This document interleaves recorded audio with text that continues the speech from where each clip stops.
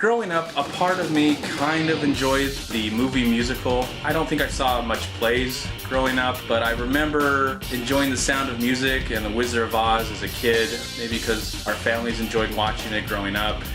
But I felt like movie musicals were stupid. Why would people sing? I didn't understand it. And it wasn't until 1997 when I discovered Les Misérables. Now, I had seen the 10th anniversary of that play, and it stuck with me. I didn't know exactly what they were talking about, but just the music alone was magical.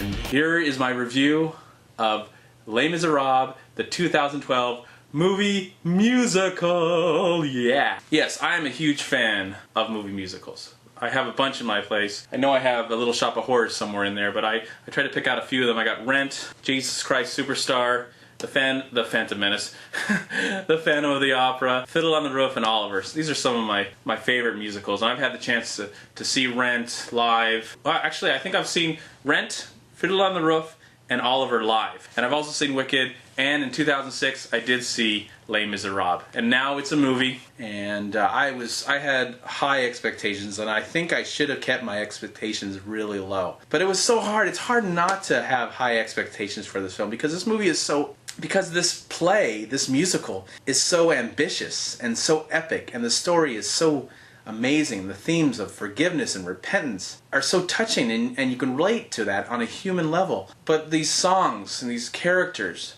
from Fantine to Eponine, Javert, and Jean Valjean, and Cosette, and Maurice. These characters are part of my life. They're part of my soul. When I hear the music of Les Misérables, I can't help but be touched and moved. So I was so excited when Todd Hooper, the director of The King's Speech, which won the Oscar in 2010, was going to be directing this film. And that Hugh Jackman, Anne Hathaway, Amanda Seyfried, Russell Crowe, Sacha Baron Cohen, and Helen Bonham Carter were going to be in this movie. I was really excited. I thought the cast looked really, really good, and I felt like they were going to fit really well into the story. Before I talk about the movie much, I don't want to forget that there is an actress, and she plays Eponine, Samantha Barks. I believe that she has played Eponine before in the stage play, in the 2010 version, where they all got together for the 25th anniversary and they performed it like they did for the 10th anniversary. So I do remember that. I remember seeing that, and I do also remember seeing her in that performance. So I was happy they got somebody. What I want to talk about first is the stuff I liked. I thought the cinematography was really well. I thought it was directed really well. I liked how it was presented in a way where the camera moves, but there's not a lot of cuts. So it feels like they really got that emotion that they were looking for. They really captured that moment live as the music was playing in their ear and they were singing it in that take. They didn't pre-record it, they sang it. At times that was kind of distracting. And then other times I had that emotion. I was like, yes, I'm breaking down, wipe a tear or two, yes. The performances are really good in the film, though I think some of the actors don't sing as well as I hoped they would. One that really comes to mind is Russell Crowe. I think he's a little miscast. I would have liked maybe a cast member of the original play or the play that was happening, within the last 5 years. I would have liked to have seen someone from there, because I think Russell Crowe, though he's a great actor, gives a very kind of boring performance. Hugh Jackman at times, I really enjoyed at one moment, and at times I was kind of fell out of place, but he's definitely a really good actor, and I admire his effort. Anne Hathaway is one of my favorite examples of what I really liked about this film. She gives an amazing performance as Fantine, and it's so memorable and it's so tragic. And if anybody deserves an Oscar for this film, or a nomination for an Oscar, it's at least her. She gives the best performance in the film.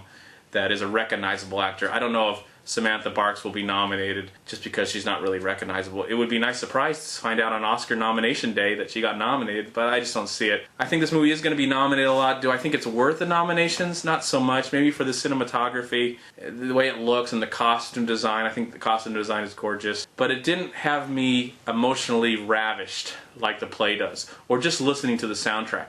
I can pop in this soundtrack and get really emotional while listening to it. It is such a moving and incredible piece of musical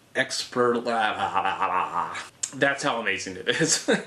I am lost for words. But this movie, I don't know, I felt like it felt a little bit out of place. So I have to say that this is not one of the best films of the year like I was hoping it would be. It is a great film and is definitely worth seeing, especially if you are a fan of the musical. If you are not really into musicals, I don't know if you'll really enjoy this. You might think it's quite long. It is long at times. If you are a fan of the musical and you love to hear the music and you've been waiting to see, I think it is a slightly worthy effort, and it is definitely worth your time. There may be needed an intermission like when you go see a stage play, but other than that, this is a worthy effort. It's not perfect as I hoped it would have been. I did definitely enjoy the time that I was there, and maybe in a few years I'll rewatch it again, but I think I would rather go to the local production that's playing down the whatever land in Hollywood or LA or New York, wherever, England, and go and actually see it live. Just being there with the live performances would definitely touch my soul, touch my heart. I'm gonna give Les Misérables, the 2012 movie phenomenon musical film that just came out for Christmas, 3.5 stars. Please like, comment, and subscribe to my channel. I'm also on Twitter and I'm on Facebook, and please go to WeLiveFilm.com and subscribe right here on YouTube to We Live Film. And also go to WhoYouTube.com.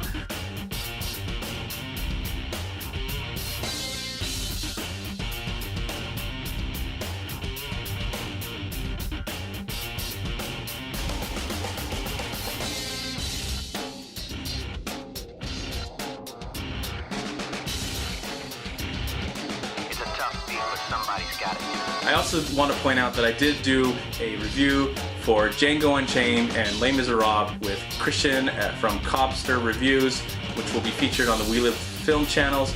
So if you're interested in seeing that, the Django Unchained is kind of a spoiler review, and Les Misérables is more of an extended where we discuss the film and how we felt about it. Thank you again for watching, and have a super duper day, and a happy New Year 2013.